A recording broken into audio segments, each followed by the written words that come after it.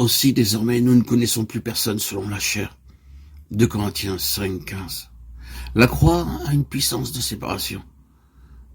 À la lumière de la croix, l'apôtre, désormais, voit les hommes et les choses sous un jour tout différent de celui où il les voyait autrefois, avant sa conversion. Alors, Hébreu, fils d'Hébreu, pharisien selon la secte la plus stricte, il eut refusé tout rapport avec les Samaritains. Aujourd'hui, tout esprit de caste a disparu. Je ne connais plus personne selon la chair, s'écrit-il, car je suis maintenant citoyen d'un autre pays, où il n'y a plus ni juifs, ni grecs, ni circoncis, ni incirconcis, où tous sont un en Christ, et Christ, tout en tous. Et cependant, en un certain sens, l'apôtre est bien séparé de ses contemporains. Mais dans cette séparation n'entrait plus cet esprit d'exclusivisme pharisaïque, qui pensait ou même disait « n'approche pas, je suis plus saint que toi ». Il est séparé du monde pour Dieu, parce que Christ habite en lui. Mais vivant pour Dieu, il est en même temps plus près que jamais des autres hommes, car il voit en eux des âmes pour qui Christ était mort.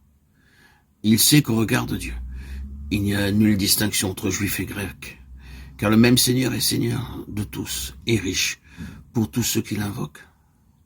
La croix l'a séparé de tout orgueil de race ou de naissance, pour le rendre tel que son maître au milieu de ses contemporains, c'est-à-dire le serviteur de tous.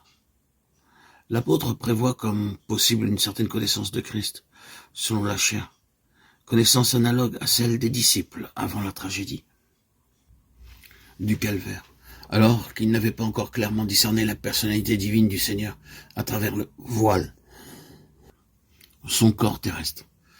De cette connaissance toute superficielle du Christ, nous sommes aussi délivrés à la croix par l'action du Saint-Esprit en nous. Même si nous avons connu Christ selon la chair, dit Paul, nous ne le connaissons plus ainsi.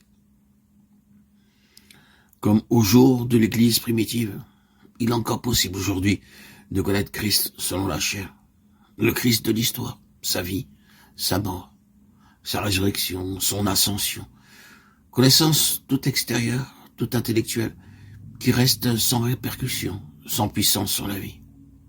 Quiconque est crucifié avec le Seigneur ne peut plus le connaître ainsi.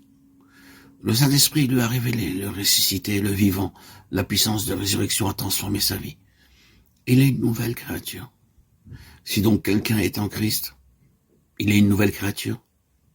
2 Corinthiens 5, 17. Le premier mot des versets 16 et 17 est identique dans l'original et généralement traduit aussi. Et si donc? Il renvoie au verset 14e, si quelqu'un est en Christ, baptisé en sa mort, il est entré par la croix dans ce royaume où Christ est tout, l'ambiance en même temps que la source de la vie. Désormais, les choses anciennes sont passées, car si quelqu'un est en Christ, il est une nouvelle créature, une nouvelle création. En Christ, il ne peut être question d'amélioration ou d'une culture de la vieille nature. L'âme, unie au Christ revêt, nous est-il dit, le nouvel homme. Colossiens 3, 16, 11.